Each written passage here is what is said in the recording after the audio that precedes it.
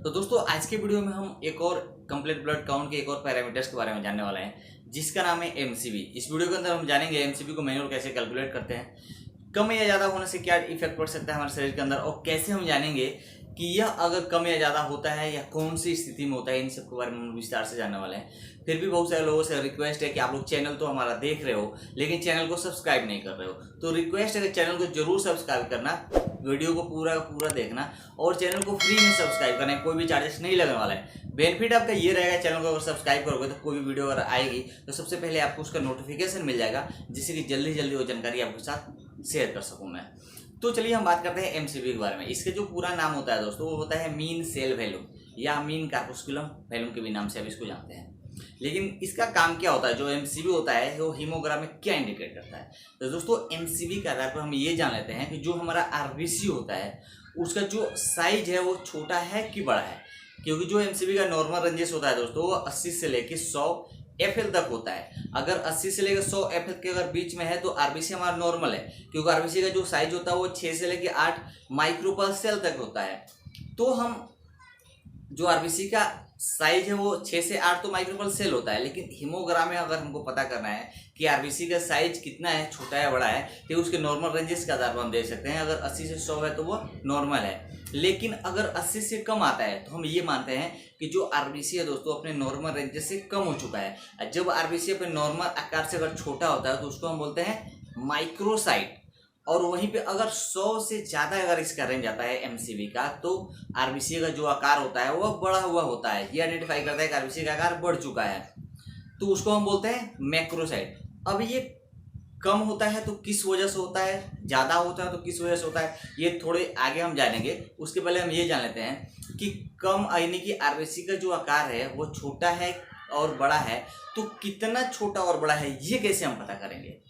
तो इसके लिए दोस्तों जो टारगेट होता है हमारा वह अगर 79 से लेके 70 तक अगर एमसीबी आ रहा है तो मतलब आरबीसी का आकार तो छोटा है तो, लेकिन उसको हम बोल देंगे माइल्ड माइक्रोसाइट। माइक्रोसाइट का मतलब छोटा होता है तो माइल्ड माइक्रोसाइट बोलेंगे। वहीं अगर 60 से लेके 69 तक अगर होता है तो उसको हम बोलते हैं मॉडरेट माइक्रोसाइट। और वही अगर 59 से अगर नीचे आता है तो उसको हम बोलते हैं मार्क्ड माइक्रोसाइट। ये आरबीसी का, ये एमसीबी के आधार पर हम ये पता कर सकते हैं कि आरबीसी कितना कम है, हमारे उसका जो आकार है वो कितना छोटा है।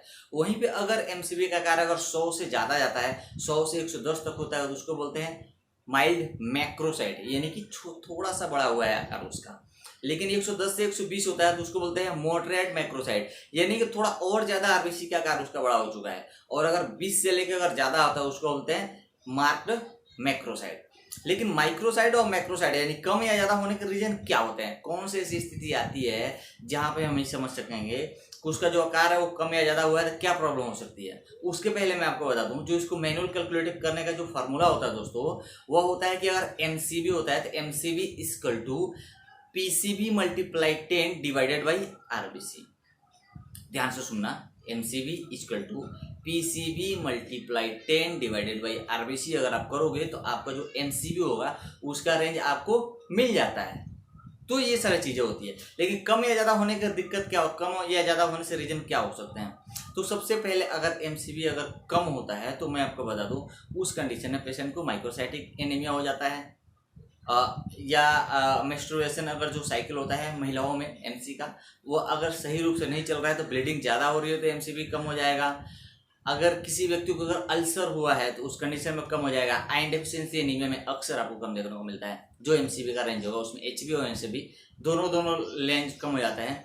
उसके बाद से क्रोनिक एनीमिया अगर किसी को हुआ है तो उस कंडीशन में भी कम होने के चांसेस बने रहते हैं। इसकी पहचान कैसे करेंगे, शायद ये हो सकता है तो ऐसे में आप देखोगे व्यक्ति को फैटिगो होगा, उसके बाद से जो स्किन होंगे, जो त्वचा होंगे वो येलो कलर के आपको दिखाई देने लगेंगे।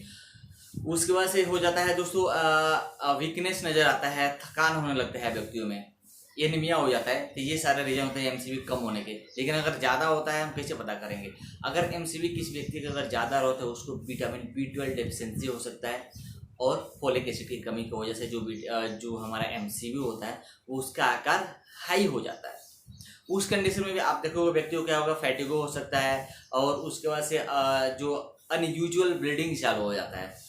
जब एमसीवी हाई हो जाता है तो अनयूजुअल ब्लीडिंग चालू होता है, जिसकी वजह से एमसीवी का आकार हाई हो जाता है, जिससे कि जो हमारा क्या होता है फोलिक एसिड ऑर्बिटल होता है वो बाहर निकलता है अगर ब्लीडिंग चालू रहेगा तो, जिसकी वजह से आरबीसी का आकार बढ़ जाता है अगर विटामिन की कमी हमारे शरीर में अगर हो जाती है तो उम्मीद करता हूँ समझ में आया होगा वीडियो को। अगर कुछ फिर भी कुछ डाउट है तो नीचे जरूर कमेंट करना और बताना वीडियो कैसी लगी। मिलते हैं फिर से नए टॉपिक में नए वीडियो में।